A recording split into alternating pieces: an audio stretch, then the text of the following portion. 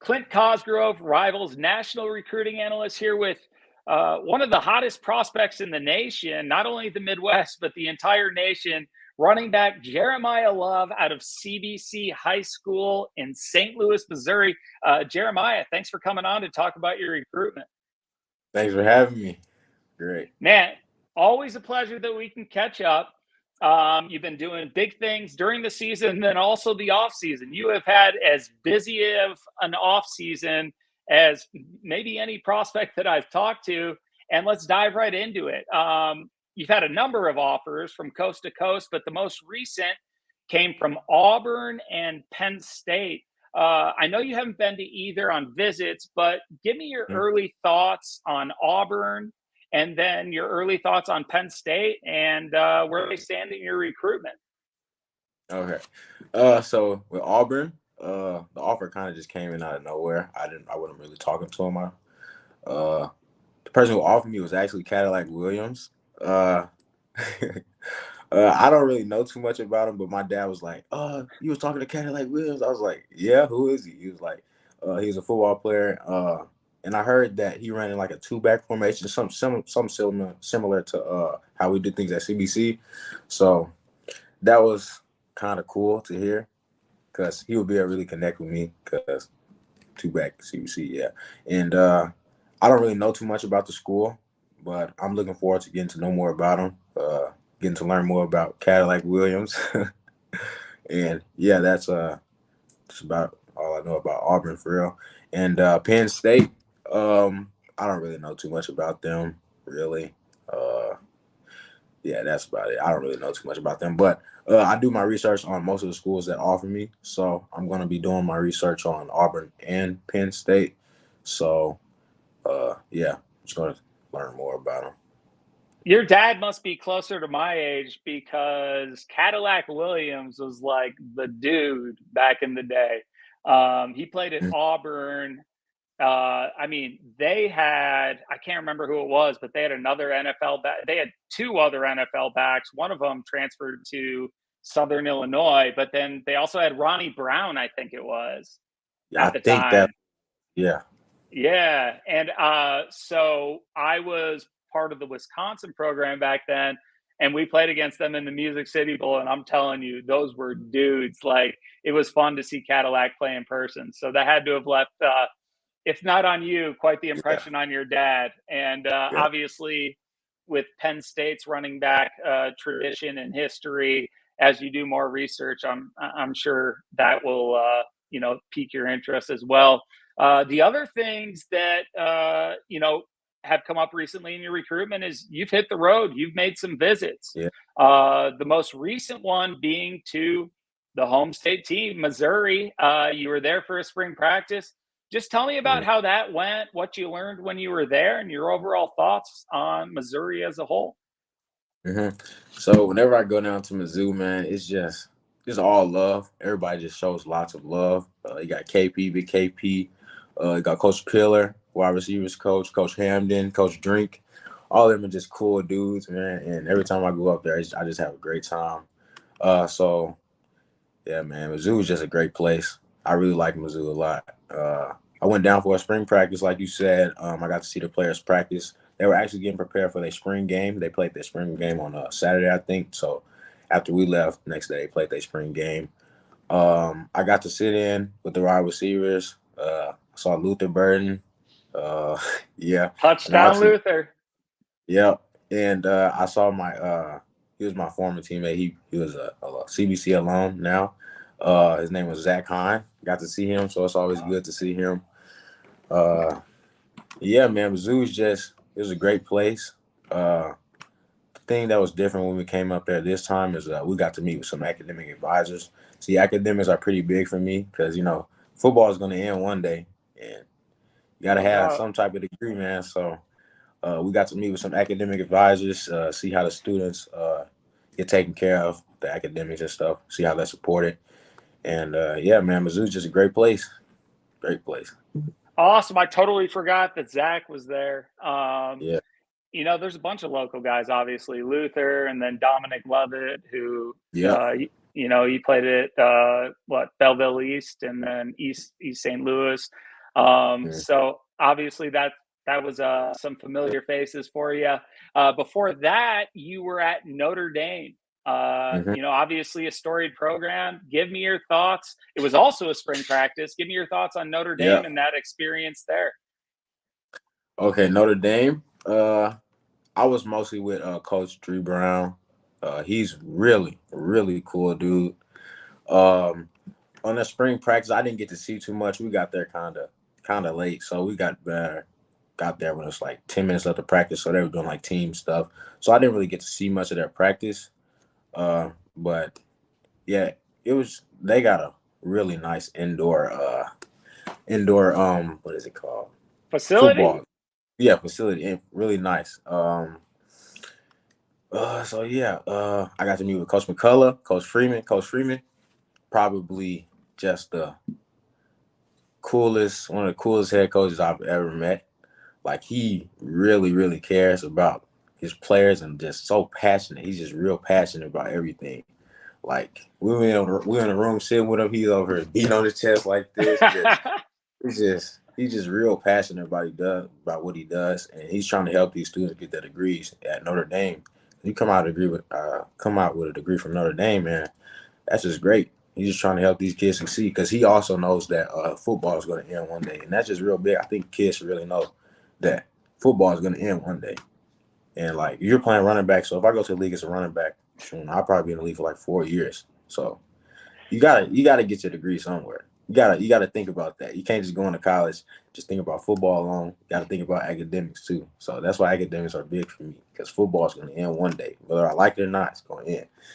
And no doubt, man. It's crazy that a lot of guys don't grasp that even if you make it to the NFL and sign, the average career is like less than 3 years. And then you talk about being a running back. A lot of running backs don't realize that career it doesn't last long either. I mean, you take a pounding, and so that's awesome that you have all of that in perspective. How about another school? The third most recent visit that you took was to Michigan, also a spring practice. Tell me about that and your overall thoughts on the Michigan program. Michigan, I felt really comfortable there. As soon as I got there, I was just comfortable place. Everybody just felt chill. Like, the players, they just wanted everybody to get better. There was just like, everybody just wanted everybody to be better. It was just chill environment. Everybody was cool and nice. Everybody's on top of their stuff. Their practice, I got to see a majority of their practice. I was walking around talking to a couple of coaches, like Coach Clint Cosgrove. He's a DB's coach. I got to talk to Coach Jim Harbaugh, Jay Harbaugh's son. Coach Jim, he's a normal person. Like, he wasn't like, I wasn't expecting him to be such a normal person. Like, he's just a normal person. Like, I think that's what we forget sometimes with these head coaches, man. Like, we just think that, like, they're different from us. Well, they are different from us because, they're head football coach of these big programs, but they're actually just normal people, and they live life just like we do, just trying to get by every day. So, yeah, that was just kind of unexpected how normal he was. He was a real cool dude. Yeah, and man, their practice was pretty intense. I got to see some drills they were having. They were doing some special teams drills. They were kicking down, doing some punt drills. People were doing punt returns and stuff like that. And I got to see this one player. He's number 7 for them. He was a receiver. I know he's TikTok famous. My best friend Dylan, he was like, "Oh, you see him? He's number 7." I don't remember his name, but I just know he's TikTok famous. So I got to talk to him. And I was talking to him about, like, how's the transition from high school to college. And he was like, "You're going to struggle your first year, but you just got to keep going and just keep grinding, and everything will be all right as long as you just stick to the path that you choose," and stuff like that, man. But I got to see the big house, real big stadium. Like, it's just huge, man. It's huge. And one thing I didn't know about Michigan was that Tom Brady went there. I didn't know that. I did not know You didn't that. know Tom Brady went? Man, that's a generational gap right there. I ball boyed for for games that Tom Brady played at in college. So Mm-hmm. I remember Brady very well. But that's funny. Yeah. That is funny, man. Yeah, man, I did not know that at all. But yeah, man, Michigan was just it's a great place. I didn't get to meet with the academic advisors there. I didn't really get to see like their like school campus. I saw the football facilities, I saw all that type of stuff, but I didn't get to see like the actual campus. It was actually like raining too and snowing, so I guess that's part of the reason why we couldn't actually go see his stuff for real. But from what I saw, Michigan is a great place. I felt real comfortable there. As soon as I set foot on the campus, it was just it's comfortable. I like the vibe. Uh, it's just a great place overall. Great place to me.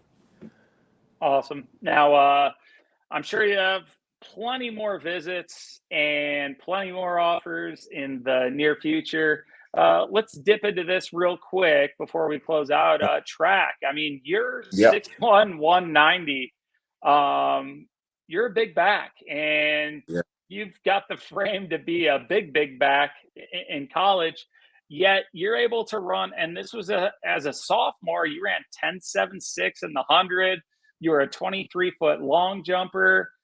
Just tell me about how track is going and what you expect from it this season. Track.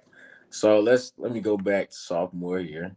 So I started off track thinking this is my mindset thinking going into track. So at first I'm just going there like I'm just gonna condition for football. Man, I ain't even gonna take this serious, nothing like that.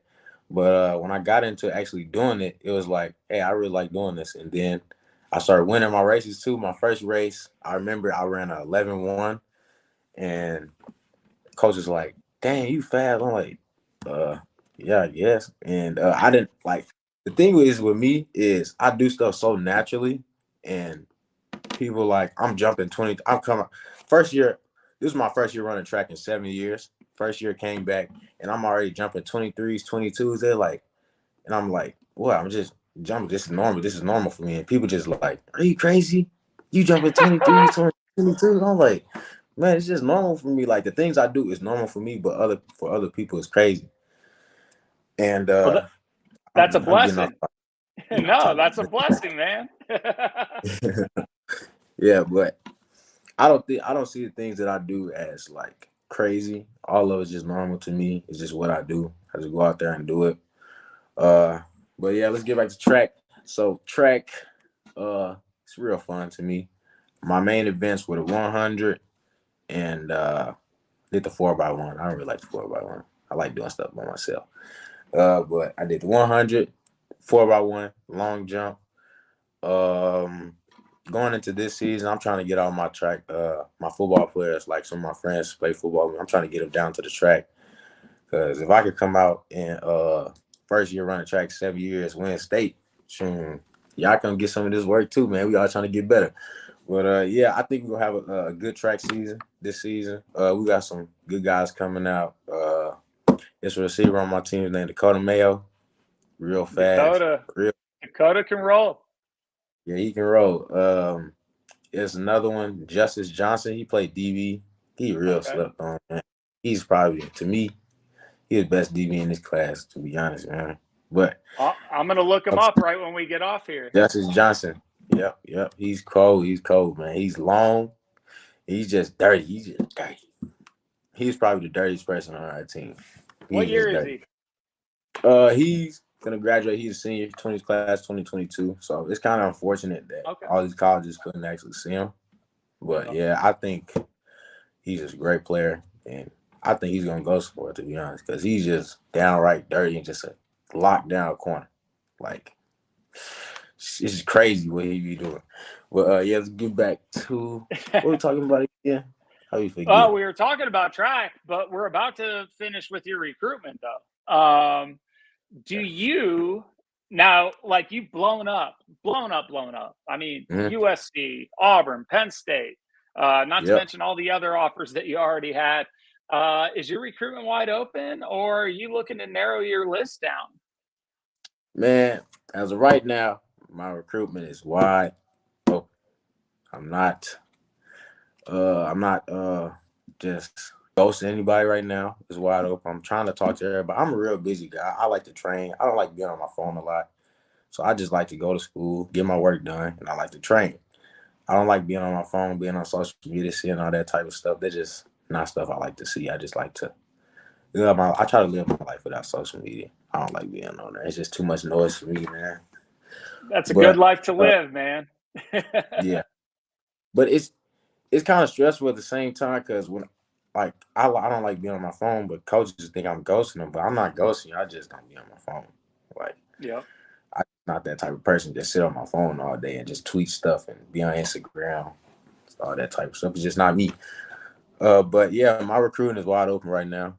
So don't if it seems like I'm ghosting you, I'm not ghosting you. Just don't He's be on my not. phone. He's not. But when you see that message, he'll get back to you. Yeah. No, I love that outlook. I love that perspective. We'll finish with this commitment timeline. I know your recruitment's wide open. You're not ready to narrow the list. The offers are coming in by the day, so I don't blame you. But do you have a timeline for a commitment? Uh yeah. I'm starting to think about it more. I'm looking towards the end of my season, probably middle of the season, end of the season. Around that time. Yeah. So Okay. So we yeah. might see you as a signing day guy, huh? Yeah, probably. That's probably. I don't know. I'm just I love I'm it. just enjoying the process, man. I'm just taking everything slow, enjoying the time I got left because these colleges, they making football into a business for real, for real. I remember football was just football, man. Just I didn't have to worry about nothing. I just came out to play football, but now it's just a business for real. So I'm just trying to enjoy the time I got left, to be honest, and that's it. Now, your perspective is very, very refreshing, Jeremiah. It's been a pleasure talking with you. Yeah, We definitely have to get back together for another one of these videos, maybe before you commit or when you do narrow down your list. But it's been a lot of fun talking with you. Thank you for your time. Wish you thank the you, best. And I can promise you in our next rankings, we will have you rated higher. thank you, thank you. That sounds great.